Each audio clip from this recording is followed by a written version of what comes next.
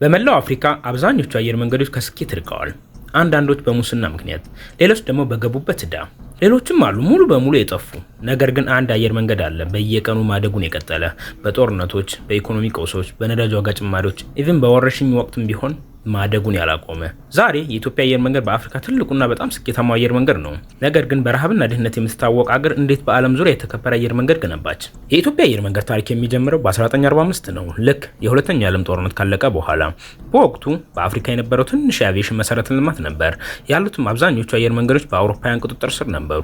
ነገር ግን ኢትዮጵያ የተለየ ነገር ትፈልግ ነበር። በቀዳማዊ ኃይለ ሥላሴ የንግስና ዘመን በአሜሪካ የአቪዬሽን ባለሙያዎች እርዳታ የኢትዮጵያ አየር መንገድ ስራ አስጀመረች። ስራ ሲጀምር አውሮፕላኖቹ አነስተኛ ነበሩ፣ መዳረሻዎችም ውስን ነበሩ። ግን የአየር መንገዱ ራዕይ ትልቅ ነበር። ከብዙ የአፍሪካ መንግስታት ከሚያስተዳድራቸው አየር መንገዶች በተለየ መልኩ የኢትዮጵያ አየር መንገድ እንደ ፖለቲካ መሳሪያ ሳይሆን ራሱን የቻለ የንግድ ተቋም እንዲሆን ተደረገ። ይህ ውሳኔ ሁሉንም ነገር ቀይሮታል። ብዙ አየር መንገዶች አውሮፕላኖችን በመግዛት ላይ ያተኩራሉ። የኢትዮጵያ አየር መንገድ ግን ሲስተሞችን በመገንባት ላይ ያተኩር ነበር። የአውሮፕላን አብራሪ ስልጠና፣ የአውሮፕላን ጥገና፣ ምህንድስና፣ የቴክኒክ ትምህርት ቤቶች፣ የአሰራር ዲሲፕሊን። ይህ አየር መንገዱ ካገኘው ትልቅ ጥቅም አንዱ ሆነ። በውጭ ሀገር ሰራተኞች ላይ ጥገኛ ከመሆን ይልቅ ኢትዮጵያ የራሷን አብራሪዎችና መሐንዲሶችን ታሰለጥናለች። ከጊዜ በኋላ አየር መንገዱ የራሱን ጠንካራ የአቪዬሽን አካዳሚ ገንብቷል። ሌሎች አየር መንገዶች ከአስተዳደር ችግሮች ጋር ሲታገሉ የኢትዮጵያ አየር መንገድ በታለንት ላይ ኢንቨስት አድርጓል።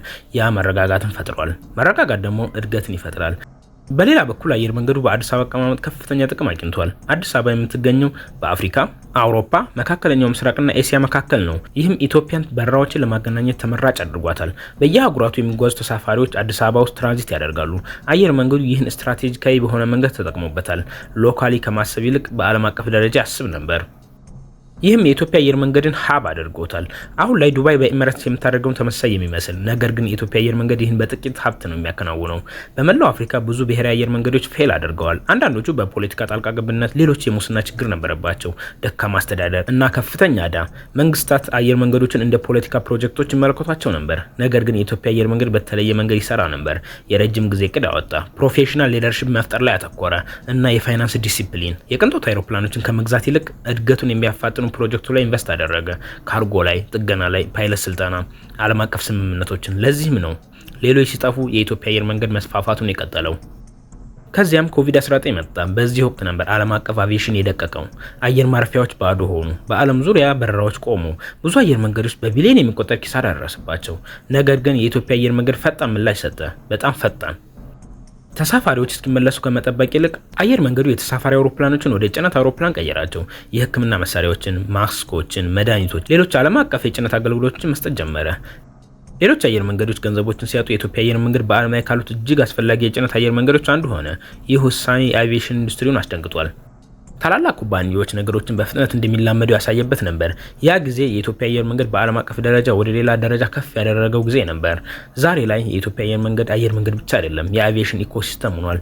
አየር መንገዱ አሁን ላይ የመንገደኛ በረራዎችን፣ የጭነት አገልግሎቶችን፣ የፓይለት አካዳሚዎችን፣ የጥገና ማዕከላትንና የአቪዬሽን ማሰልጠኛ ትምህርት ቤቶችን ያስተዳድራል።